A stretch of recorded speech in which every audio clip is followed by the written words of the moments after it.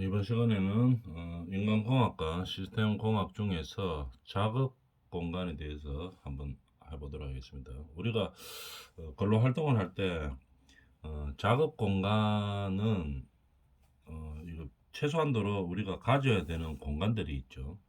그래서 우리가 뭐 앉아서 하는 작업이다 이러면은 앉아서 최소한 뭐 팔을 폈을 때 이게 우리가 작업할 수 있는 이런 공간들이 필요하죠. 그런 것들을 인간공학적으로 어떤 정도의 공간이 필요하다 이런 것들을 이야기하는 겁니다. 또는 우리가 작업을 할 때는 중요한 게 이 작업대의 높이죠. 작업대를 어떤 높이로 잡아줘야지 우리가 원활하게 작업을 하는데 효율을 높일 수 있냐 이런 것들을 우리가 알아보는 시간입니다. 자, 작업 공간에 대해서 한번 봅시다. 작업 공간. 용어 정리죠. 작업 공간 포랑면이라고 있어요. 이게 뭐냐 하면은 요 밑에 나와 있죠. 어떤 장소에 앉아서 작업을 하게 되겠죠. 그 작업을 원활하게 수행할 때 근로자가 작업을 하는데 필요한 공간을 포랑면이라고 이야기합니다. 작업 공간 포랑면. 그래서 막 좁은 장소에서 이래 작업을 하다 보면은 어떻게 됩니까? 이 작업 능률도 떨어지고 작업이 원활하게 안 되죠. 그래서 우리가 인간이 어떤 작업을 수행하는 데 있어서 어, 필요한 공간을 말하는 거죠. 그걸 갖다 포랑면이라고 이야기합니다. 파악한 게 앉아서 수행하는 작업자가 어떤 수작업 기능을 원활하게 수행할 수 있는 공간의 외관 한계를 말하는 거죠. 그거를 우리가 작업 공간에 파악할 수 있는 한계라고 이야기합니다. 파악 한계. 그래서 한계점이 뭐냐? 우리가 뭐 작업을 하는데 그 앉아가지고 뭐 뛰어놀고 이런 공간이 필요한 게 아니고 이 작업자가 어떤 특정한 근로 작업을 하는 수작업 기능이 있겠죠. 그 기능을 원활히 수행하는데 다른 거는 말고 그 작업을 원활히 수행하는데 필요한 공간의 외관 한계를 말하는 거죠. 그것을 작업 공간이라고 하고 필요한 공간을 뭐라 하는가 작업 공간의 포랑면이라고 이야기합니다. 작업 동작 범위는 그러면 어떻게 되느냐? 정상 작업 영역은 상안을 한번 읽어볼까요? 상안을 자연스럽게 늘어뜨린 상태에서 전환면으로 편하게 뻗어 파악할 수 있는 34에서 45cm 정도의 한계를 말하는 거죠. 정상 작업 영역이라고 이야기합니다. 그럼 상안이 뭐냐 하면은 상안이 뭐를 말하는 겁니까? 알통 우리 팔에서 알통 있는 부분 그 옆에 거를 말하는 거죠. 그림으로 한번 보면은 이걸 갖다 상안이라고 합니다. 여기 있죠. 우리가 흔히 말하는 알통하는 거는 상완 이두근을 말하는 거고, 요걸 갖다 상완근이라고 이야기합니다. 옆에. 이거 근육마다 이름이 다 있죠. 그 중에서 우리가 상완근은 요 부위를 말하는 겁니다. 요 부위를 어떻게 하는 거를 말하냐 한번 봅시다. 상완을 자연스럽게 늘어뜨린 상태, 아까 그 그림 상태겠죠. 자연스럽게 늘어뜨린 상태에서 전환면으로 편하게 뻗어서, 그러니까 자연스럽게 늘은 상태에서 뻗어서 파악할 수 있는 한 34에서 45cm 정도의 한계를 정상 작업 영역이라고 이야기하죠. 최대 작업은 조금 더 크겠죠. 그러면 55에서 65cm 정도로 파악을 한계로 하고 있습니다. 그래서 작업 동작을 그 정도로 한다고 알아주면 되겠죠. 정상 작업은 어떻게? 상완을 자연스럽게 늘어뜨린 상태에서 우리가 한 팔을 폈을 때 한 34에서 45cm 정도 범위를 말하는 거고, 최대 작업은 그보다 조금 더 넓겠죠. 최대니까 55에서 65cm 정도의 한계를 말하는 겁니다. 상완을 곱게 뻗어서 우리가 최대 작업할 수 있는 범위를 55에서 한 65cm 정도, 그 정도 범위 안에를 작업 동작 범위라고 이야기한다 이런 얘기입니다. 그 다음에 의자 설계의 원칙은, 의자는 저번 시간에 우리가 그림에서 봤듯이 뭐가 있어야 되겠습니까? 생각해 보면 의자 앉아서 지금 무슨 작업을 하느냐에 따라서 그 높이라든지 각도라든지 이런 게 바뀌어야 되겠죠. 앉아서 공부하는 용도의 의자인지 아니면 앉아서 쉬는 휴식용 의자인지에 따라서 달라집니다. 저번 시간에 봤던 건데 간단하게 한번 더 보면 뭐 이런 상황이죠.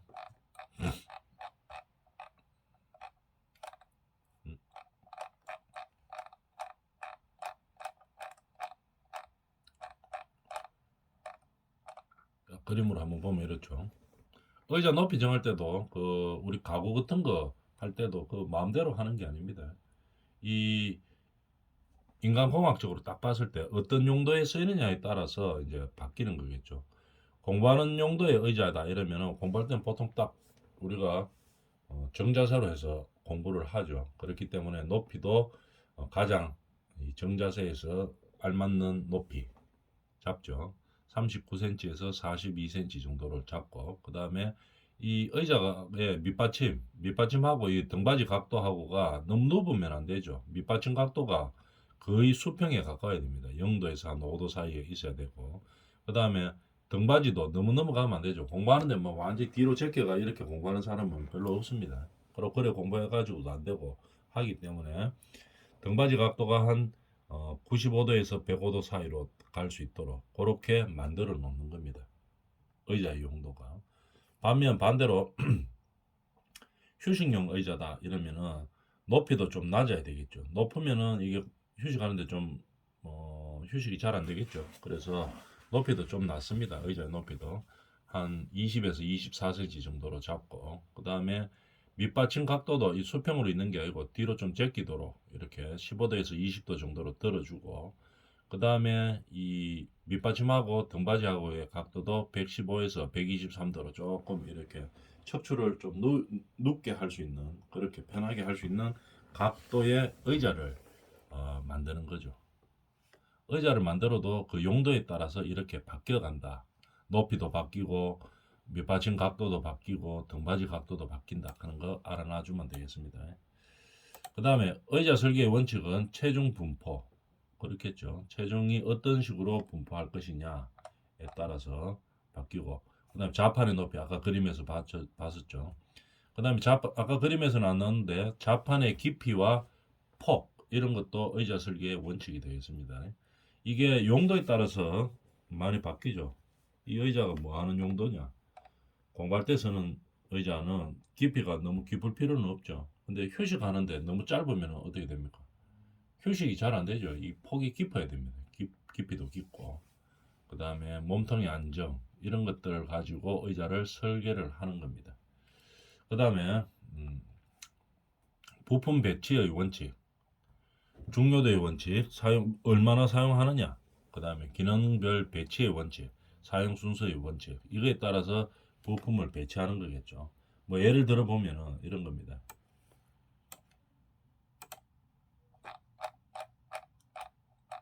여기 보면 작업할 때 우리 근로 현장에서 이제 작업을 하게 되겠죠.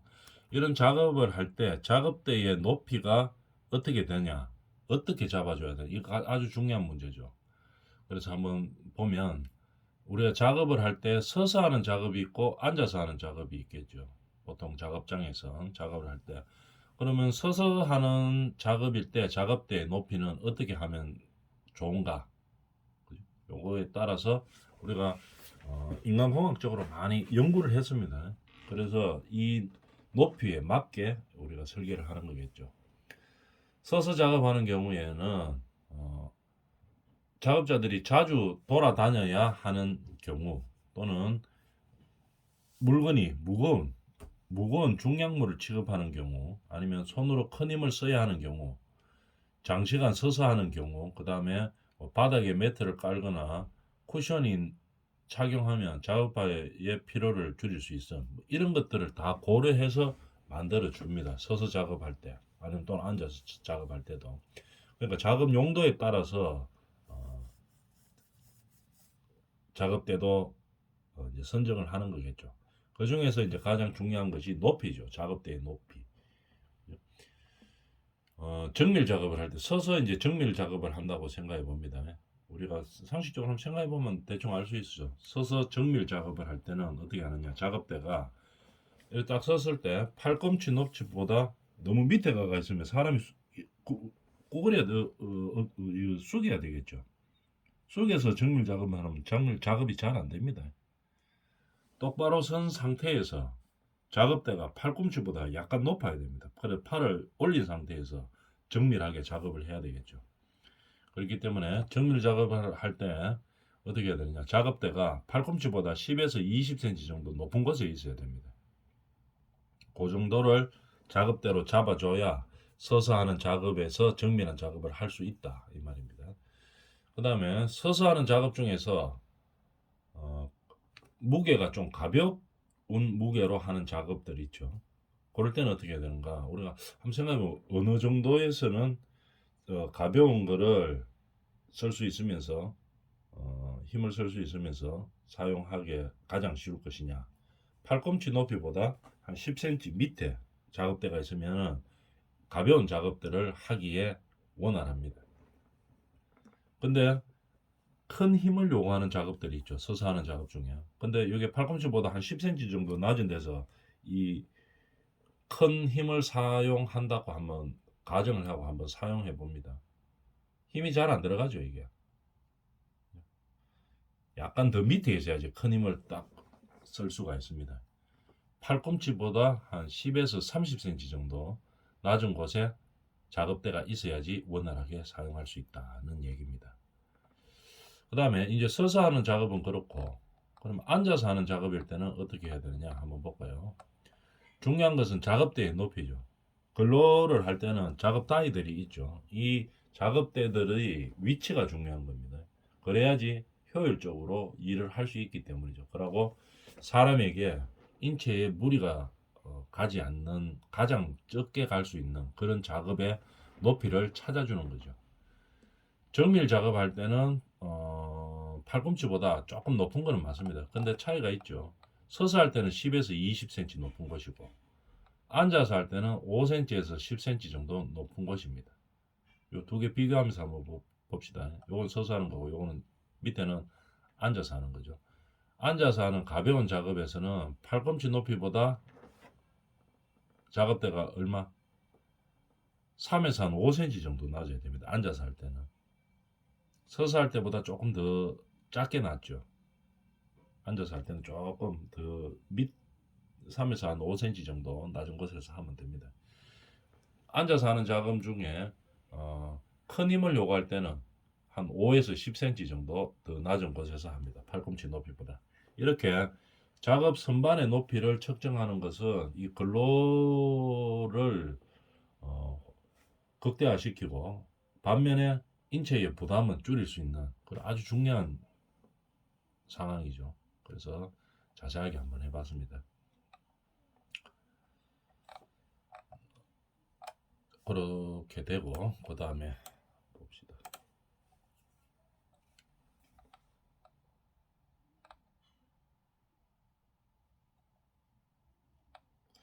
그 다음에 공간 배치를 할 때 우리가 항상 신경 써야 될 거에 대해서 한번 볼까요? 공간을 배치할 때는 아까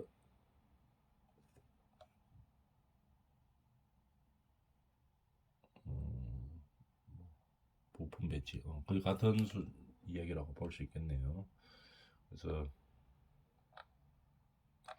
공간을 배치할 때 우리가 작업 현장에서 공간을 배치할 때 뭐를 중점적으로 봐야 되느냐 그거에 대해서 한번 보도록 하겠습니다. 공간을 배치할 때는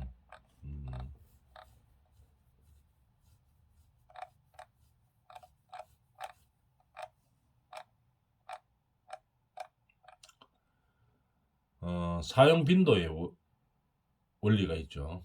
빈번하게 사용되는 요소들을 어디에 놔둬야 되겠습니까? 공간 배치할 때는 가장 사용하기 편한 곳에 놔둬야 되겠죠. 당연한 얘기지만 아주 중요한 얘기입니다. 요거는 나중에 시험 같은 거 치면은 자주 나오는 겁니다. 그래서 공간 배치의 원리는 어떻게 된다고? 사용 빈도가 많은 것을 사용하기 편한 곳에 놓고, 그 다음에 시스템 목적을 달성하는데 상대적으로 더 중요한 요소들을, 어떤 목적, 우리가 이 설계하는 목적이 있죠. 이 근로의 목적이 있습니다. 목적을 달성하는데 중요한 요소들은 편리한 지점에 놔둬야 되는 겁니다. 위치하도록. 그 다음에 중요도 원리라고 얘기하죠. 그것들. 사용 순서의 원리. 뭐냐면은 조작 순서를 반영하여 배열해야 됩니다. 1번이 가까이 있으면 그 다음 2번, 그 다음 3번, 그 다음 4번 쓰는 것들을 놔둬야 된다는 얘기겠죠. 연속하여 사용하는데 그렇게 합니다. 그 다음에 일관성의 원리는 동일한 구성 요소들은 기억이나 찾는 것을 줄이기 위해서 같은 지점에 놓는 겁니다. 항상 배치를 할 때 일관성 있게 놔줘야 되겠죠. 공간 배치를 할 때 그 자리에 동일하게 항상 같은 것들이 있어야 됩니다. 그래야 기억이나 뭐 찾으려고 막 이거 어디 갔지 하면서 막 찾는 거 이런 것을 줄인다 이 말이겠죠. 그런 원리를 일관성의 원리라고 이야기합니다. 양립성의 원리는 뭐냐? 서로 근접하여 위치, 조정 장치와 표시장들의 관계를 쉽게 알아볼 수 있도록 배열 형태를 반영하는 거죠. 배열 형태를 이 도구나 이런 것들을 배열할 때 비슷한 거는 서로 근접하여 위치하도록 그렇게 놔두는 겁니다. 그래서 우리가 쉽게 알아볼 수 있기 위해서 그렇게 하는 거죠. 이걸 양립성 원리라고 이야기합니다.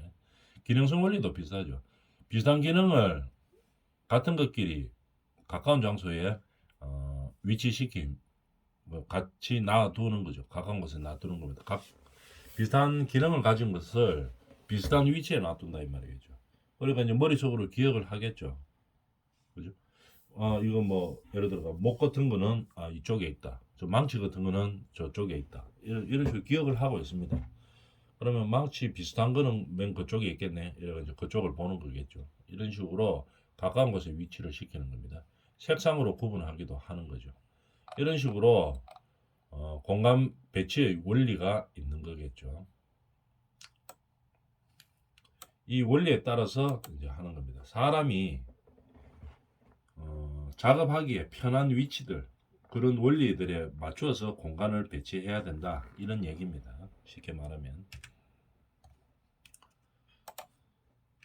그 다음에 통제비 이렇게 되어 있죠. 이 뭐냐면은 통제 표시 비율입니다. 통제비가 통제 표시비를 말하는 겁니다. 통제 표시비는 뭐냐? 통제 기기와 시각 표시 관계를 나타내는 비율입니다. 예를 들어서 통제 기기가 있겠죠. 그 변이량, 통제 기기의 변이량을 x라고 보고 표시 기기의 지침량이 있죠. 그 뭐 저울 같으면 지침이 있죠. 그 변이량을 y라고 보는 겁니다. 통제 기기의 변이량을 x라고 보고 그 다음에 표시 기기의 지침량을 y라고 봤을 때 y분의 x를 통제 표시비라고 이야기하는 거죠. 다시 말하면 통제 표시비가 뭔데요? 이러면 통제 기기와 요거를 표시하는 기기가 있죠. 통제 기기하고 요거를 표시하는 지침이 있습니다. 지침과의 관계를 나타내는 비율을 말하는 거죠. 요걸 갖다가 통제비라고 이야기합니다. 자, 그러면은 통제비에 대해서 한번 볼까요? 기기의 통제. 기계의 통제를 어떻게 하느냐? 개폐에 의한 통제가 있고 기계를 통제를 어떻게 할 것이냐? 양의 조절에 의한 통제가 있고 반응에 의한 통제가 있습니다. 이런 식으로 기계를 통제할 수 있는 거죠. 그 다음에 통제비 설계할 때 뭐를 고려해야 되느냐 이 말이겠죠.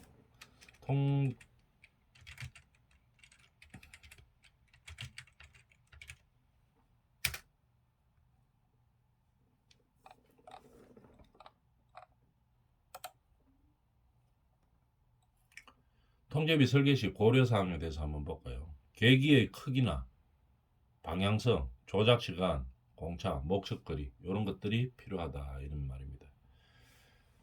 통제 표시 통제비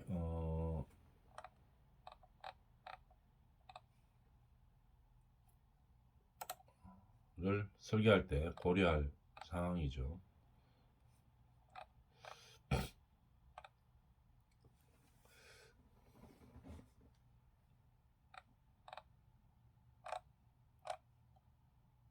그 다음에 잠시만 사진을 하나 보여줄 게 있어서 잠깐만 한번 봅시다.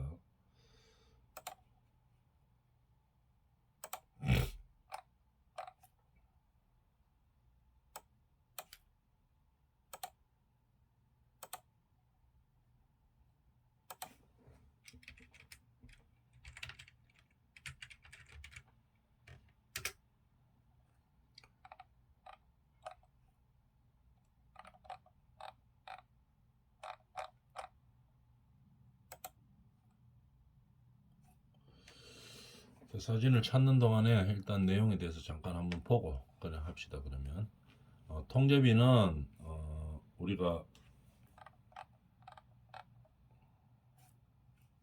아까 이야기했었죠. 뭐를 통제비라고 하는가 하면은 통제기기가 있죠. 통제기기와 표시기기의 지침의 변이량을 가지고 이야기하는 거죠. 표시기기의 지침 분의 통제기기의 변이량입니다. 표시기기의 지침의 변이량 분의 통제기기의 변이량을 말하는 겁니다. 표시하는 기계에 바늘 같은 거 있죠. 그거에 움직이는 변이량을 갖다가 Y라고 하는 거고, 통제하는 기기가 있죠. 통제기기가 움직이는 양, 그걸 갖다가 X라고 본다. 이런 얘기입니다. 그 다음에 기계에 의한 통제비 설계 시 고려사항은 뭐냐? 요 시험에 잘 나옵니다. 통제비 설계 시 고려사항에 대해서 다음 중 아닌 것을 설명하시오. 뭐 이렇게 객관식으로 찾는 문제가 나왔죠. 통제비를 할 때 어떤 계기의 크기라든지 방향성, 조작시간, 공차, 목적거리 5개 중요한 내용이죠. 시험 칠 때 잘 나옵니다. 그 다음에 통제비 설계 시 고려사항은 이런 게 있다. 그 방향성도 뭐 읽어보면 다 아는 내용이죠. 계기의 크기 당연히 필요할 것이고 방향성도 있어야 될 거고 조작 시간, 공차, 목적거리 이런 것들이 다 필요하다는 얘기입니다. 그 다음에 통제 표시비는 공식으로서 외우고 있는 거고 통제 장치의 유형에 보면은 저번 시간에 했던 페일 세프트 시스템 이렇게 되어 있죠. 통제 장치의 유형 페일 세프트가 뭡니까? 저번 시간에 했는데 기억나죠? 뭐 하나가 잘못되면 바로 시스템이 서는 것이 있고 두 번째는 뭐 하나가 잘못되면은 이 시스템이 일정 기간은 정상적으로 유지가 됩니다. 그 다음에 일정 시간이 지나면 다시 서는 그런 유형이 있고 나머지 세 번째 마지막 유형은 뭐 어떤 문제가 있어도 이 시스템 자체는 계속 돌아가는 거죠. 안정성을 유지하면서 계속 돌아가는 그런 시스템을 페일 세프트 시스템 유형의 세 가지라고 이야기하죠. 그래서 통제 장치도 이렇게 세 가지 유형으로 있다는 얘기입니다. 락 시스템은 그냥 용어 정리고 저번 시간에 했던 용어하고 같은 방식으로 알아주면 되는 거고 작업자가 제어하는 장치의 유형이 있습니다. 작업자가 제어를 해줘야 되는 방식이 있고 통제 장치에서 그 다음에 비상 제어 시스템이 있죠. 자기가 알아서 그냥 제어되는 시스템이 있고 이런 통제 장치의 유형이 있습니다. 그 다음에 표시 장치 하기 전에 아까 그림을 하나 보여주려고 했는데 잠깐만 한번 기다려 봅니다.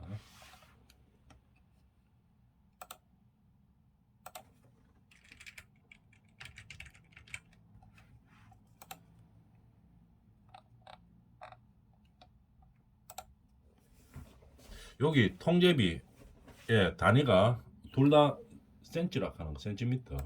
그거 알아놔주면 되겠죠.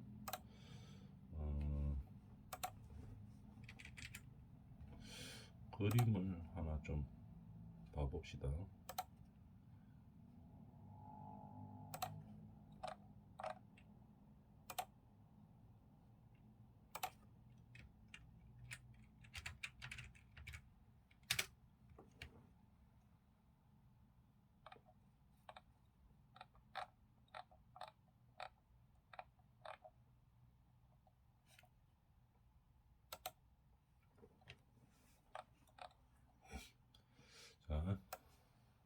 보여주려고 했는가 하면 요거를 요 정리하는 걸 다시 한번 봅시다. 통제 표시비 이렇게 돼. 금방 했던 내용입니다. 그걸 다시 정리해 보면은 통제 기기와 표시 장치의 관계를 나타내는 비율을 말하는 겁니다. CDB라고도 이야기하죠. 통제 기기와 표시 장치의 관계를 나타내는 거죠. 아까 봤다시피 둘 다 변이를 나타내는 겁니다. 통제 기기의 변이량이 분자로 가고 분모는 표시 기기의 변이량이죠. Y로 가는 겁니다. 통제비 설계 시 고려해야 될 사항 요 5개 중요하겠죠. 그래서 객관식으로 나오는 문제들이기 때문에 그냥 알아놔 주면 되겠습니다. 계기의 크기, 공차, 방향서, 조작 시간, 목적거리.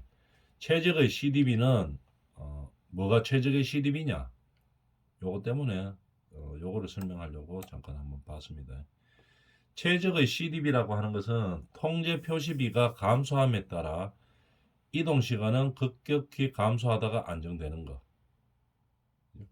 통제 표시비가 증가함에 따라 조정 시간은 급격히 감소하다가 안정되는 것.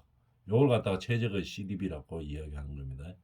최적의 CDB는 1.18에서 2.42 사이다. 이렇게 이야기해 주면 되겠죠. 요거 정도만 일단 알아주면 되겠습니다.